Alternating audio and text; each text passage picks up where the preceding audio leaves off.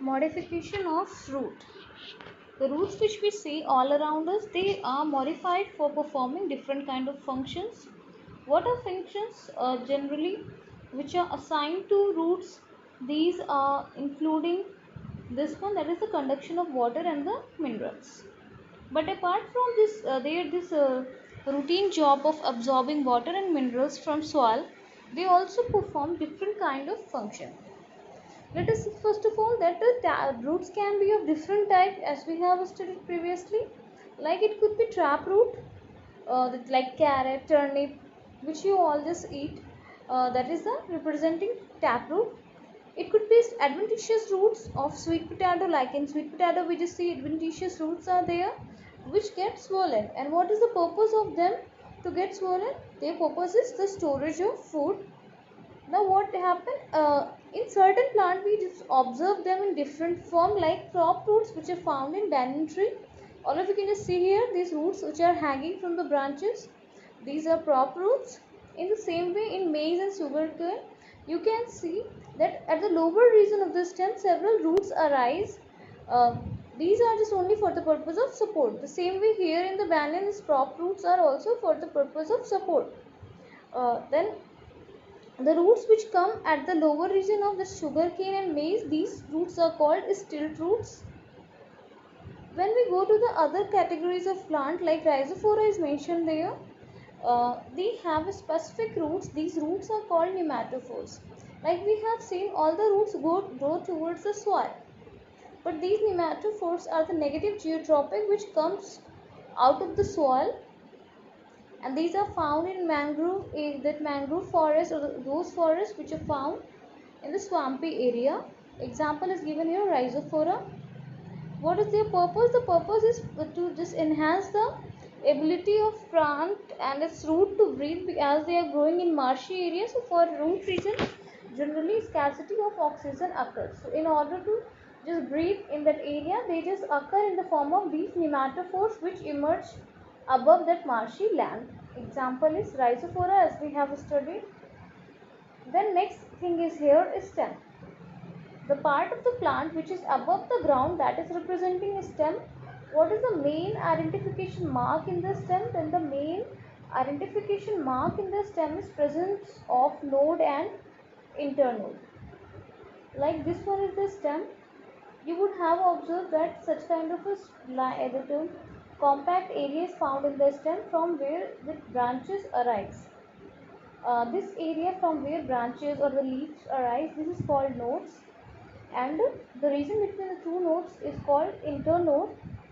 These two are the main identification mark for the presence, or you can say these are found in a stem. What is the main function of the stem? Then we all know that these are the we can say structures which bear sleeve, which bear sleeves, which are, you can say, structures which help in process of photosynthesis. Then it bears flower, fruit, etc. That is, all things which we observe in the plant are generally born over the stem. On the upper side and the lower side, we have just seen that the roots are there, and whatsoever, it also helps in the conduction of water, mineral, and all the food stuff which is prepared during photosynthesis. It is also one of the means of vegetative propagation. Vegetative propagation means growing the plant through any of the part of the plant apart from reproductive part.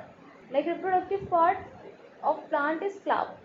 Apart from flower, if you are growing any of the plant, then that is called as a vegetative propagation. Like you all have seen, in case of rose, what happens? We take the stem of the rose, stem cutting of the rose, and we grow it in the soil. And what happens? It blooms into new plant. Modification of stem. Stem also modifies into various structures, like tendrils are there, thorns are there. Their modification occurs. Where do the modification of it occurs? In the form of tendril. So it is given here. A stem which develops from axillary buds are slender and spirally coiled. That means axillary buds are there in the stem.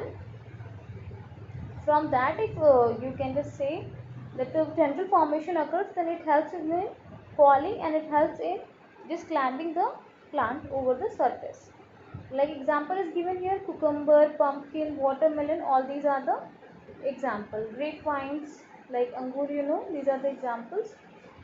While in other plants, what happened? This auxiliary buds also modified into thorns. Thorns means कांटों में modify हो जाती. Like we have seen the plant of bougainvillea. Inside it, what happened? In plant modifies into with its auxiliary bud modifies into thorns. What is axillary bud? So you have seen a stem. These branching are present. So in branching, what happened near the leaf? You have seen certain buds are present. So these buds are representing axillary buds. Why in other plants like opuntia या जिसको आप cactus बोलते हो, what have these stems become fleshy and they helps in the storage of minerals and water, and these give the xerophytic adaptation. And in these plants, leaf sheds and it's modified into spines. These stem also become in these plant opuntia and the euphorbia. What happens? These stem become fleshy and help in the process of fleshy, and they also contain chlorophyll pigment which help in the process of photosynthesis in these plants. Here example is mentioned. You all have just seen it in your the regular life, like ginger is there, jamicand is there, potato is there. These all are the modification of stem for the purpose of food storage. Then axillary bud has modified into tendril, like we have seen in cucurbitaceae and grapevine etc. plant. Here axillary bud is present and that is modified into stem. In the plant of bougainvillea, these axillary buds are modified into spines. While we will just see that in the plant oxalis, these stems at the different points, they are giving rise to the roots on the lower side, and that the leaves and the further branches on the upper side, and these also help in the vegetative propagation. Suppose it will get broke from here, then what will happen? Each part will give rise to the new plant. Next thing which you have to mention, just keep in mind that is the underground stems of some plants. Certain plants do not have a stem which you can see on the upper surface, rather it is underground. Like in grass and strawberry, we see underground stems. When you pluck the grass, you can see that is a small stem running just beneath the surface of soil. So in that way it also occurs, and it helps in the spreading of the particular plant in that area. In other plants like pudina and jasmine, you would have seen lateral branches arises from the base of, suppose this is the main axis, from the base of the main axis these side branches arises, and which give rise to the new plant through this new branching. And this lateral branch with a short internode and each node bearing a rosette of leaf. Rosette of leaf means so many leaves are grown over this plant. Then in the other plant you can just see like pistia and eichhornia. In this also what happens is main stem is there, over it this tuft of leaf is there, and on the lower side root is there, and is present at the regular interval. And as this stem gets broke down, this part individual plant, these become individual plant.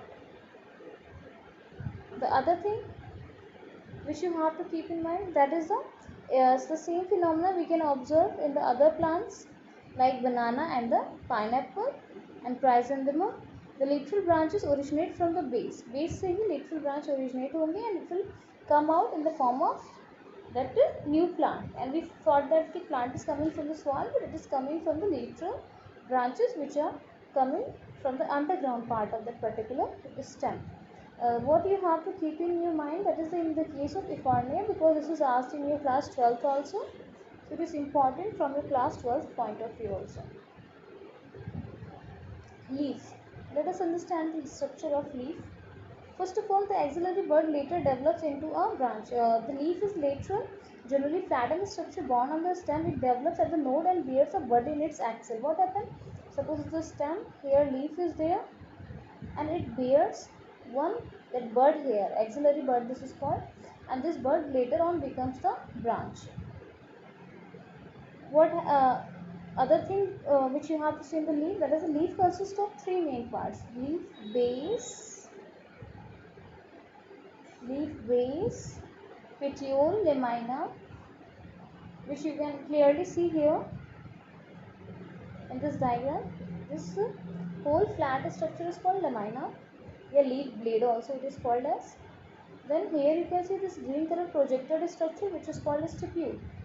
And on this portion you will observe certain bud-like structure which is called axillary bud apart from stipule. This is stalk which connects leaf to the main the branching, that is called petiole, and the place at which petiole is joined to that branch, that is called as a leaf base.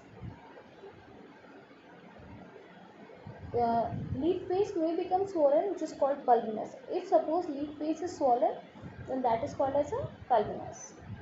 And petiole, function of petiole is mentioned, which helps in holding the leaf at a position with that of the branch. Lamina, which is green in color, it is a site for photosynthesis because it contains chlorophyll containing that cells or the pigments which called mesophyll cells.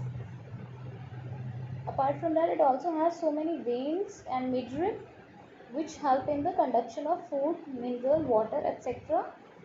in the plant or to the leaf and from leaf. Like it is given here, veins provide rigidity to this leaf plate and also channels of transport for water, minerals and food, as I have told you. In leaf, pattern of venation is very much important, because suppose if it is this kind of venation in which one midrib is there, then from the side branches are there which further gets branches, in this kind of venation is called reticulate venation, which is mentioned here. And suppose in the leaf it is the central axis of the midrib is there, then from that the parallel veins are running, and this kind of venation is called parallel venation. This reticulate venation is the key identifying feature for the dicot plant, while this parallel venation is the key identifying feature for the monocot plant. That's why these two features you have to keep in mind, which is mentioned here in this heading of venation. Venation is the pattern in which veins are present in the leaf. Types of leaf, how many types of leaves could be there? So for it you can go for this para and you can go for this diagram also. Like leaf, if it is a simple or a single leaf, then that is called as a simple leaf. This case में its lamina is entire or when incised, that means its lamina is entire